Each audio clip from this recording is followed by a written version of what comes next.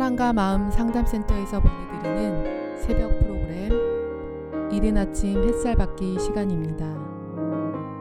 하나님의 말씀을 들으며 새롭게 되는 나를 체험하는 시간 되시길 바랍니다.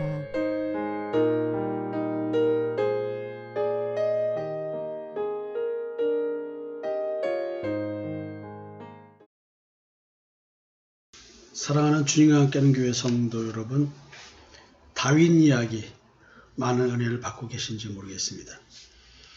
우리아를 죽이고 아내를 빼앗은, 밧세바를 빼앗은 이 탐심, 정욕, 하나님께서 징계를 하고 계십니다. 너무나 인생이 갈아뭉개지는 그런 상황인데도 불구하고 어제 우리는 하나님께서 피할 길을 마련해 놓으신 것을 발견하였습니다. 어떤 상황이 있었든 하나님을 의지하자, 이런 얘기를 했습니다. 오늘은 16장을 보겠습니다. 다윗은 매우 어려움에 처하게 됐습니다.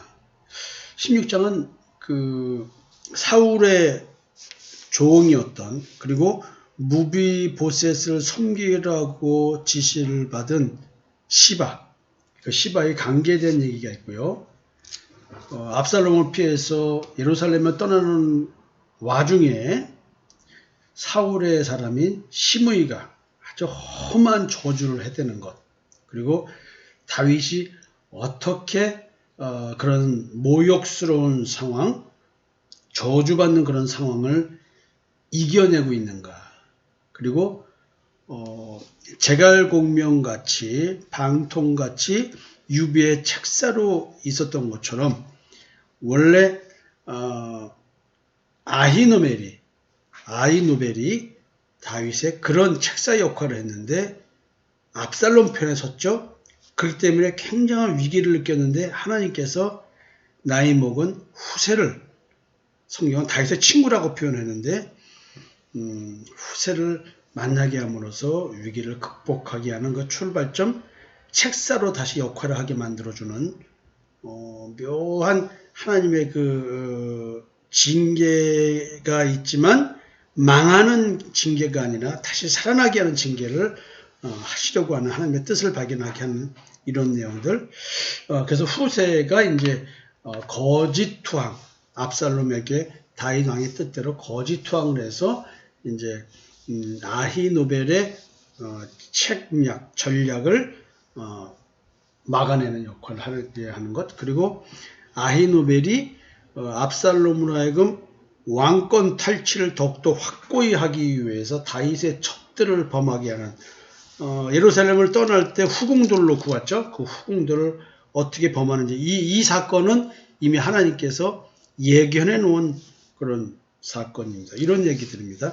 이런 얘기들을 흐름을 갖고 한번 쭉 부분별로 말씀을 좀 보겠습니다. 또 성경 봉독은 양이 많아서 부분적으로만 하도록 하겠습니다. 다윗이 이제 피해서 마루턱이라는 곳을 지나고 있었는데 무비보셋의 종 시바가 나타납니다. 그리고는 먹을 걸 잔뜩 가져왔습니다. 그래서 네가 무슨 뜻으로 이것을 가져왔느냐 라고 했더니 나귀는 왕의 가족들이 타게 하고 떡과 과일은 청년들이 먹게 하고 포도주는 들에서 피곤한 자들에게 마시게 하려 함이니이다. 지금 압살롬에게 쫓겨가는 다윗에게 와서 굉장한 지금 선처를 베풀어 주는 것이죠. 이게 쫓겨나는 왕한테 이렇게 할 필요가 없는데, 그래서 다윗이 묻습니다. 네 주인의 아들이 어디 있느냐, 무비보셋이 어디 있냐는 거죠. 근데 시바가 말하기를 무비보셋이 뭐라고 말하냐면 이스라엘 족속이 오늘 내 아버지의 나라를 내게 돌리리라 라고 말했다는 거예요. 이 말은 뭐냐면 무비보셋이 압살롬에 의해서 쫓겨나가는 다윗 왕을 이렇게 저주하고 있다는 거죠. 백성들이 나라를 나한테 갖다가 바칠 것이다, 이렇게 반역스러운 이야기를 했다는 것입니다. 물론 이거는 거짓말입니다.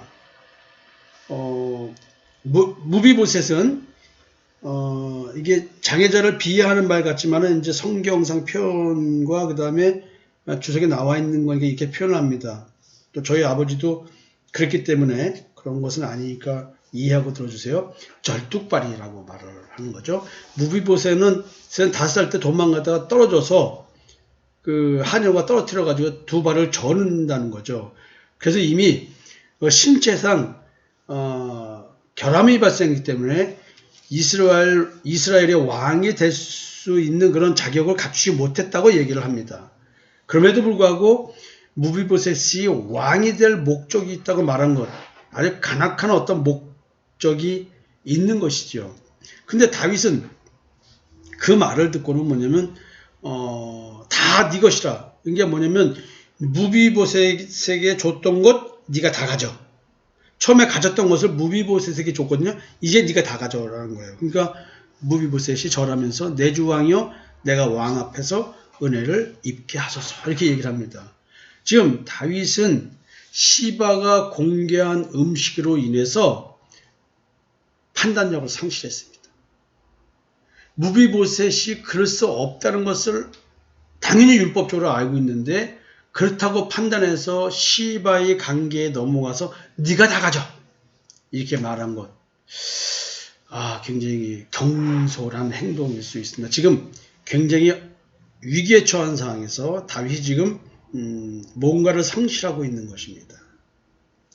자, 이제 또 다른 사건을 성경은 기록하고 있습니다. 그것은 시므이에 관한 것입니다. 가끔 이제 이런 얘기를 하는데 다윗 왕이 바후림의 이름에 거기서 사울의 친족한 사람이 나오니 게라의 아들이요 이름은 시므이라. 그가 나오면서 계속하여 저주하고 또 다윗과 다윗 왕의 모든 신하들을 향하여 돌을 던지니 그때 모든 백성과 용사들은 다 왕의 좌우에 있더라. 시므이가 저주하는 가운데 이와 같이 말하니라. 피를 흘린 자여 사악한 자여 가거라 가거라. 야, 이 참 막 돌을 던지면서 이런 말 하는 거예요. 사울의 족속의 모든 피를 여호와께서 네게로 돌리셨도다. 그를 이어서 네가 왕이 되었으나 여호와께서 나라를 네 아들 압살롬의 손에 넘기셨도다. 보라, 너는 피를 흘린 자이므로 화를 자초하였느니라. 야, 뭐 이게 사울의 친족주 한 사람이니까 어찌 보면은 많은 혜택을 누리다가 빼앗겼나요? 근데 그렇게 하지 않았는데 지금 시므이가 뭔가 잘못 알고 있어요. 지금 다윗은 절대로 사울 왕의 가족들을 죽이지 않았어요. 근데 지금 죽였다고 말하는 거예요. 아니 사울과의 피라. 피 흘린 적이 없어요. 사울 왕의 비참한 죽음은 또 요나단의 죽음은 다윗이 아니라 전쟁터에서 죽었잖아요. 그 다음에 사울의 아들 이스보셋은 아브넬이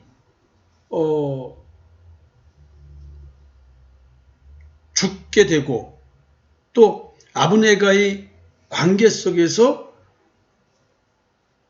이스보셋은 죽음을 당하는 것이었거든요.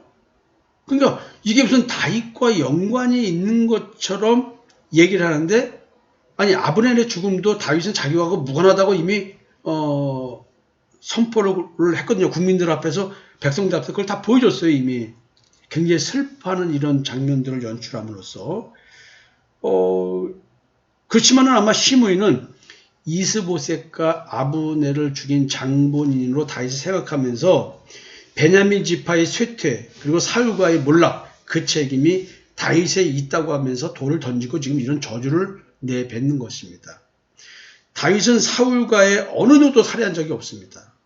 오히려 지금 사울의 손자 두 발 저는 무비보셋을 자기 아들처럼 대우해주고 있거든요. 근데 왜 시므이는 자기 선입견, 자기의 잘못된 생각으로 이런 저주를 퍼붓고 있을까요?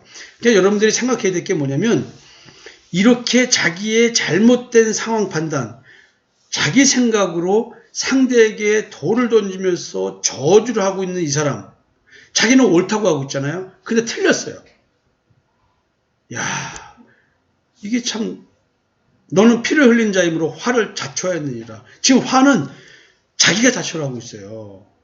그래서 이제 이 말을 들은 아비새가 왕께 여짜옵니다. 죽은 개가 어찌 내 주 왕을 저주하리까?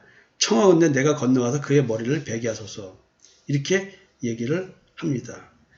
죽은 개가, 이것도 굉장히 무서운 얘기죠. 굉장히 안 좋은 표현이기도 합니다.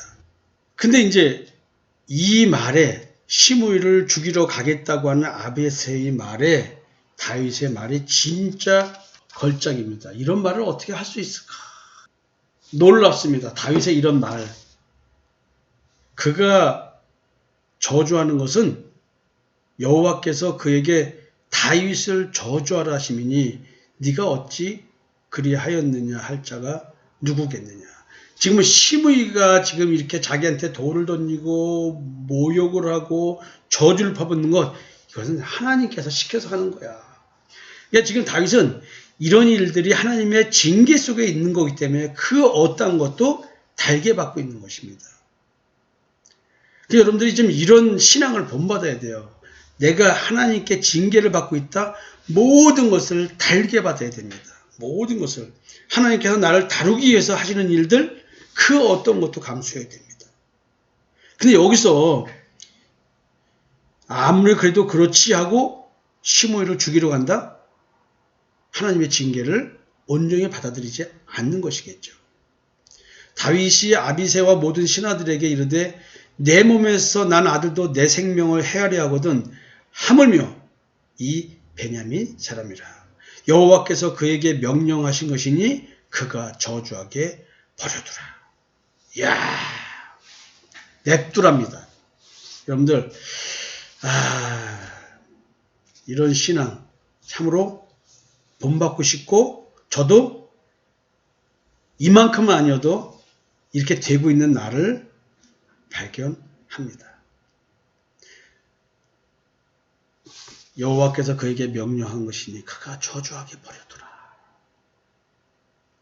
여러분, 이런 신앙 한번 본받았으면 좋겠습니다. 하나님의 징계를 받아 마땅한 죄인으로 자신을 여기고 철저히 근신하는 자세를 보이고 있는 다윗. 인간에게 당하는 억울함보다는 하나님 앞에서 저질렀던 자기의 추악한 죄를 먼저 생각하고 하나님 앞에 무릎 꿇고 있는 다윗. 이것을 하나님 앞에 무릎 꿇지 못하게 감정을 부추기는 마귀들의 역사. 이런 걸 보셨으면 좋겠습니다. 다윗은 말합니다. 혹시 여호와께서 나의 원통함을 감찰하시리니 오늘 그 저주 때문에 여호와께서 선으로 내게 갚아주시리라. 제가 말도 안 되는 일로 모함을 받고 말도 안 되는 일을 당할 때에 저는 그 모든 것을 하나님께서 나를 깨우쳐 주기 위한 것으로 받아들입니다.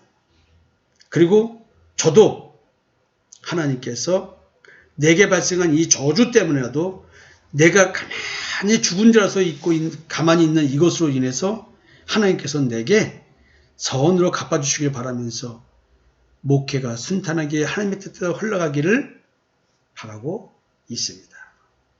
다윗과 그의 추종자들이 길을 갈 때에 시므이는 산비탈로 따라가면서 저주하고 그를 향하여 돌을 던지며 먼지를 날리더라. 왕과 그와 함께 있는 백성들이 다 피곤하여 한 곳에 이르러 거기서 쉬니라.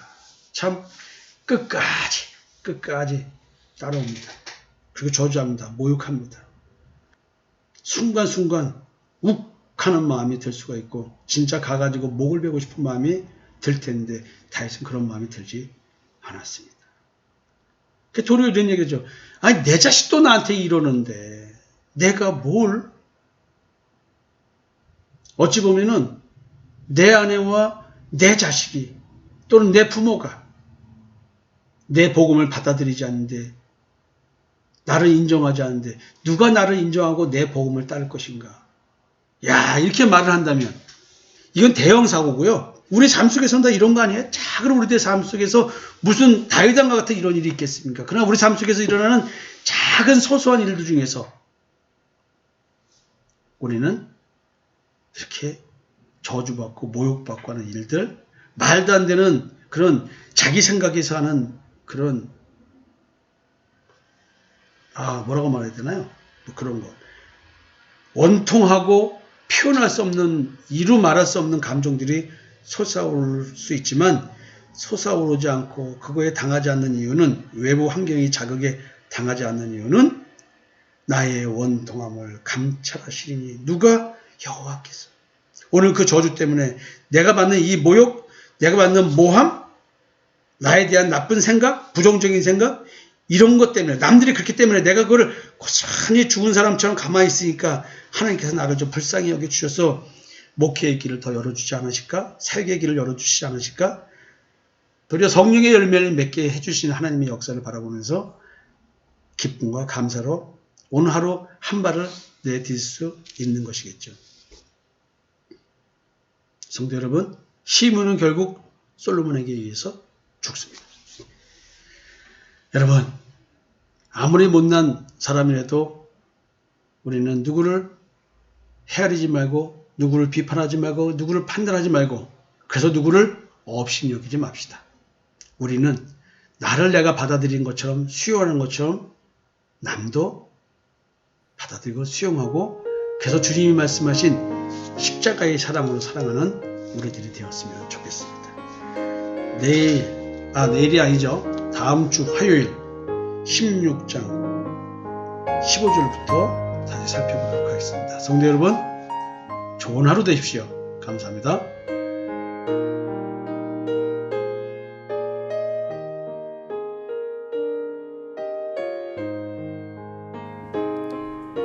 지금까지 사랑과 마음 상담센터에서 보내드리는 새벽 프로그램 이른 아침 햇살 받기였습니다. 오늘도 하나님의 주권적 역사로 마음을 치료받는 삶을 누리시기 바랍니다.